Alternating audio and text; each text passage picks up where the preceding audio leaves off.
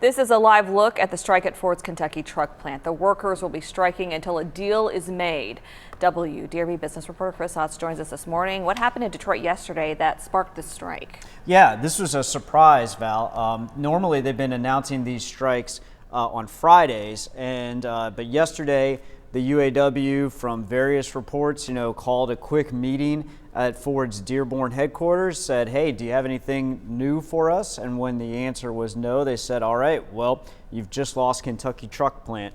The meeting ended abruptly, and then within an hour, workers were walking off the job.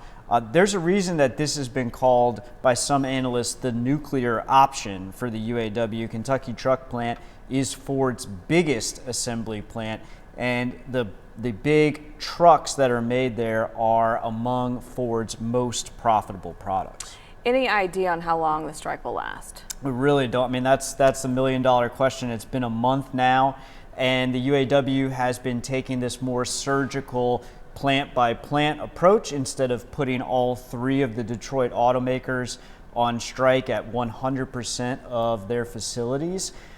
I would say this is a signal that the UAW is kind of running out of patience, right? They started out much more incrementally. They did not go for these really high dollar targets. Kentucky truck plant is about as valuable a target as Ford has. And how do the battery plants get factored into all of this? Yeah, so that's really what's going on in the subtext. I mean, formally, the battery plants, let's talk about the two battery plants that are being built down in Elizabethtown.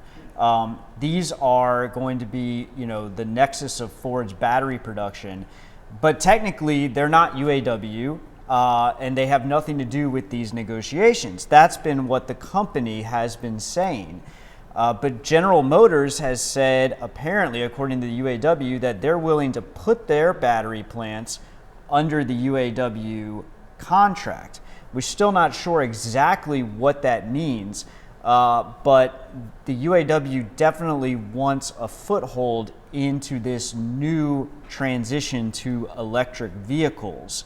And that's kind of running in the background here, and it's really difficult to see where exactly that shakes out. I can tell you Ford's stance all along, and it hasn't changed, is that the battery plants don't have anything to do with these current negotiations.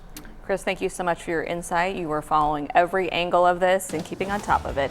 As always, you can find the latest business news from Chris Otts on WDRB.com.